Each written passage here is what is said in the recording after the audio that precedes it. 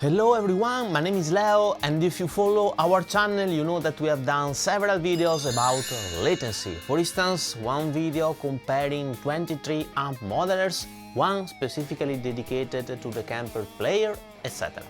This new video is fully focused on the new Ampero Stage latency management. Let's start. First of all, if you want more info about latency and how I have measured it, you can check out my 23 amp modeling pedalboard latency comparison following the link in the card above.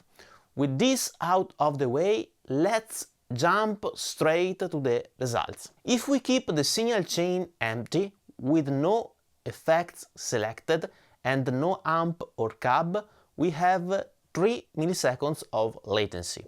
Then if we activate the amp block, we have 3.1 milliseconds of latency. Therefore, I would say that the amp block is pretty efficient. If we remove the amp and we activate just an IR, we have 3.2 milliseconds of latency. And please notice that the stage already includes by default in the box some IRs that we can use. With both the amp and the IR activated, we have 3.3 milliseconds. This is a pretty good value in line with other devices. On the other hand, if we substitute the IR with a cab, we reach 7.8 milliseconds of latency.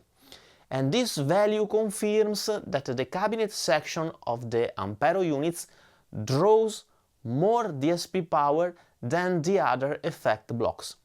This has a positive aspect, as I think that the cab modeling is done pretty well, and of course the cons is that the latency increases according to the more power required by the cab simulation.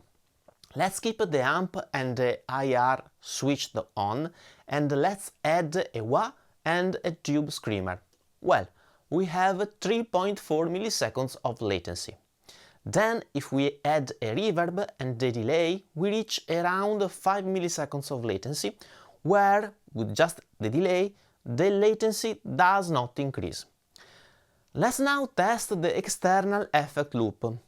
Here, I have good news for you. In fact, if we add an external loop block in the chain and we patch the send and return connection of the stage, basically the latency does not change. This is confirmed whether we use the FX loop in one single block or with two blocks. I mean a send and a return. Now, I want to share another test I have done with pretty interesting results. If we create two parallel signal chains, both populated for instance with an amp and a cab, the latency is the same as the one of the single signal chain.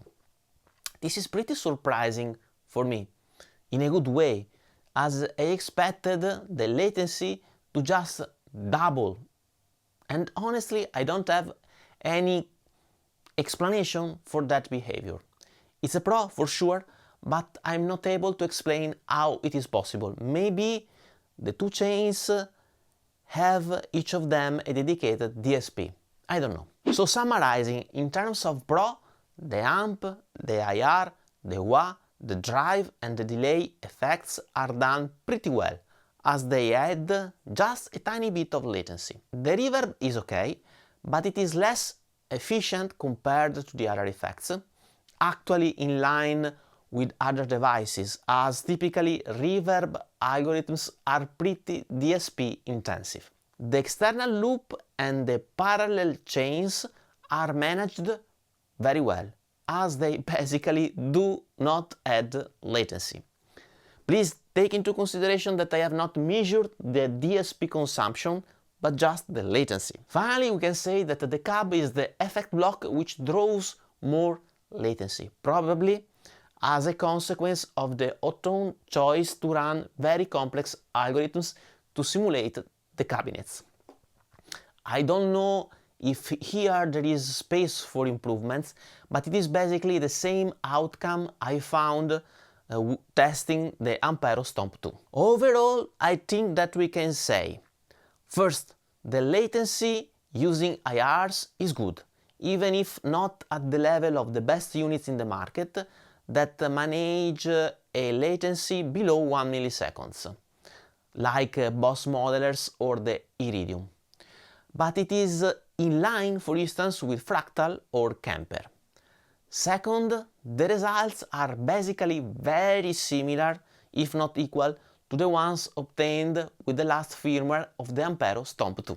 That's all for this video, thank you so much for watching, please let me know your opinions in the comment section below and see you soon with my other videos about this nice unit.